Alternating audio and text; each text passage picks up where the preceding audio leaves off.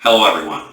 So good to be with you again. I am Charles Wells and you have tuned into a brand new edition of the Patriot Preacher, where together we strive to make sense of this crazy world as it has evolved, at least for those who have been here for a while, into something that is virtually unrecognizable in some instances. What we're going to endeavor to tear into today, folks, is the idea of counseling or canceling people, or as we have come to name it, the cancel culture. What is cancel culture, you may ask? Well, to put it very simply, it is the process by which someone is cut off from having avenues or platforms to speak, to perform their craft, or to do business because others disagree with something they've had to say in general, or sometimes even a single statement they've made, even if it was from years ago. Now, cancel culture is by no means a new concept. It's simply a new name. In fact, canceling someone's thought process that you don't agree with is as old as humanity itself. Every dictatorship that sought to exact complete control over its citizenry, and every cult that demanded absolute and blind servitude from its members used the same process. You see, the idea is to isolate members from others who might have conflicting ideas so they can't be contaminated or exposed to thought processes that would dismantle the control they have exacted over others. And at no time in history has it been easier to cut people off as it is with big tech, basically holding the reins on what they consider to be true and correct. It is said that those who are ignorant of history will be destined to repeat it. And today we see an active and pervasive effort to indeed rewrite history into the form chosen by justice warriors to suit their sensibilities and opinions. But history is rife with examples of how this thought process, if not pushed back, will inevitably end up with tragic results. From the Spanish Inquisition to Hitler's persecution of the Jews and other peoples, we have seen where bad, even evil ideologies have given rise to things like ethnic cleansings to the tunes of millions of people over the course of humanity's existence on this planet. It takes advantage of the us against them mentality that we as human beings are very susceptible to. As far as we have come from a technological standpoint, we are in many ways still very tribal.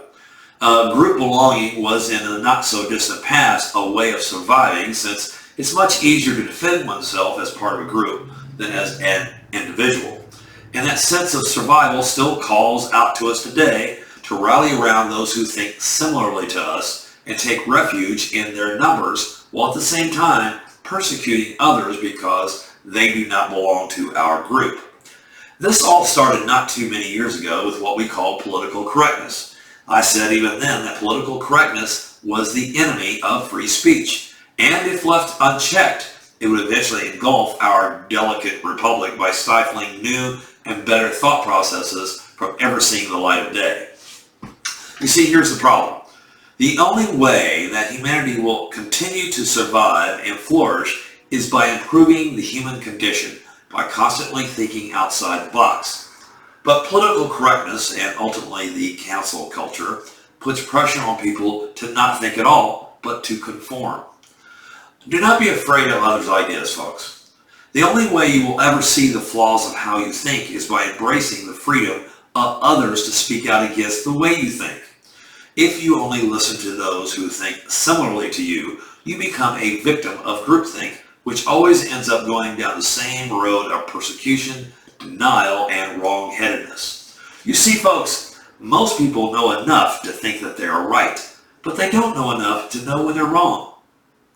Good ideas don't need defending. They stand the test of time on their own.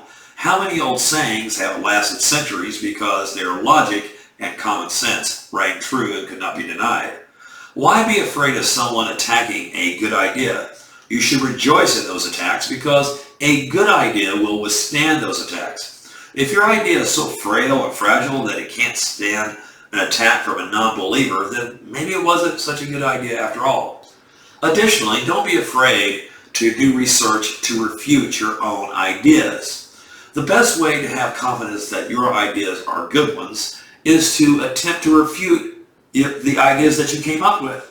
If you simply research ways to support your thought processes, then you will succumb to the ideas that are often bad and even counterproductive to what you profess to believe in or support. There is no better way to protect your own freedom of speech than to support other people's freedom of speech, which you disagree with. Many of you may be familiar with the most famous writing coming from a German Lutheran pastor by the name of Martin Niemöller, who lived from 1892 to 1984. He wrote the following. First they came for the socialists, and I didn't speak out because I wasn't a socialist. Then they came for the trade unionists, and I didn't speak up because I wasn't a trade unionist. Then they came for the Jews, and I did not speak out because I was not a Jew. Then they came for me, and there was no one left to speak for me. It is about cowardice of German intellectuals at the time and certain clergy, including by his own admission, Niemöller himself, following the Nazis' rise to power and subsequent incremental purging of their chosen targets, group after group. Many variations and adaptations in the spirit of the original have been published in the English language. It deals with themes of persecution, guilt, repentance, and personal responsibility. And this is where we're heading, folks. I know, to some of you, saying this may seem radical and far-fetched. After all, what happened, for example, to Nazi Germany couldn't possibly happen to modern-day America, could it? But it can, you see, because if you rewrite history so our children don't learn from the past and then teach them hatred and exclusionary behavior like critical race theory and a return to segregationism as a thought process, then it becomes more than possible. It becomes a virtual certainty since hatred seems to have a life of its own once its incendiary base has been lit. But consider this. Most of the people who performed the most inhumane acts in Nazi Germany were in fact ordinary people before the war began. Many were simple shopkeepers and members of the very communities that ended up enslaving and murdering neighbors they had lived next to for years or even decades. Cancel culture affects everyone from celebrities to common people. No one is excluded from its clutches. As a liberal, for example, you may have supported every left-wing ideology that has ever come down the road, but you ended up disagreeing with one thing and you will be canceled. Why? Because the cancel culture requires absolute obedience, conformity, with no exceptions. Only people who have the temerity and strength of character to stand their ground and give others the courage to do the same will be able to survive in the end. We have, of course, seen this recently with one of my favorite comedians of all time, Dave Chappelle. Dave is by no means a conservative or a Republican. His comedy has always been brilliant and on the edge. There are many instances where I disagreed with him in principle, but I could not ever deny his comedy intellect and instincts. He has always been hailed on the left as a comedic genius until he decided to deny the concept of multiple genders and defended J.K. Rowling, the author of the world-renowned Harry Potter series of books, in believing the same thing. To his credit, he has not backed down from the stance in the slightest. And folks, whether you agree with him or not, you better, if you value your own freedom of expression and thought, defend his right to say what he chooses. And by the way, no one should be excluded or exempt from being poked fun at in comedic routines. This cancer on our nation affects absolutely everyone. The idea that a small group of people will be the thought police for the rest of us is not a new concept. It is basically tells the rest of us that's their way or the highway. Either get on board or get beat down with the proverbial nightstick. If you are not on board with virtually every thought, then the mob will come after you. Think about it. President Trump has been essentially blocked from the American people because the chosen few didn't like him as a person or what he represented. Now, regardless of what you think of President Trump, the idea of a president of the free world being prevented from having his voice being heard is beyond absurd. Yet the Taliban, who are responsible for torturing and murdering people in Afghanistan, have full access to our social platforms. Does that really make sense to you, no matter what side of the aisle you're on?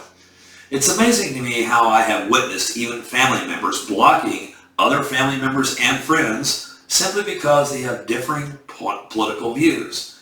Any viewpoint that demands that dissenting opinions must be cut out from your life should be questioned. And ultimately, the weakest link among us, our children, are being taught in institutions of higher learning how speech they disagree with is basically an assault or a violence that has been perpetrated against their sensibilities and beliefs.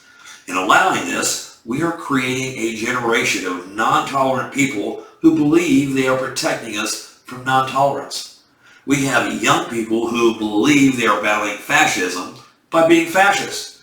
People who are racist trying to teach us not to be racist, and the core of their beliefs precludes them from seeing the hypocrisy of their own thought processes. Folks, if we are going to counsel everyone who has ever made a mistake in their lives, then everyone must be counseled, for none of us are perfect. We all live imperfect lives, and together we create imperfect societies. Togetherness is the key to bringing us together. If we segregate ourselves, we will only promote the very thing we supposedly long to cut out of our lives. How can we understand our brothers and sisters in the world if we simply tell them to shut up if we don't agree with them? Many people believe that we have progressed so far in the past 100 years, but I disagree. We may have progressed technologically, but human behavior remains the same. That is why the Constitution of the United States is as relevant today as the day it was written. It is the single bulwark against or safeguard of our rights against an overarching or overreaching segment of our population that pretends to have our best interests in mind when, in fact, they seek only absolute control because they believe themselves and their ideas to be superior to ours. Fight back with your own ideas, folks. Don't back down in the face of adversity or criticism. Gracefully and lovingly let God guide your thoughts. With his divine assistance, we can ward off the attempts to shut off and shut out free thoughts and free speech. This is the most important fight of our lives, because if we lose, then bad ideas will permeate the entirety of this once great country and completely destroy the idea of what it was intended to be. Folks, it's time for me to come to a conclusion on this very important subject. Don't be a follower, be a leader. Don't conform to bad ideas. Be a defender of good ideas. Protect others' rights to speak and think, even when you vehemently disagree with them. As usual, I invite all to make comments below that either disagree or agree with me. I love you all. Keep Christ in your lives, and he will reveal to you the truest path for you to take. If you liked our conversation today, take just a moment to hit that little subscribe button in the bottom right-hand corner. Until next time, God bless you and your families, and goodbye.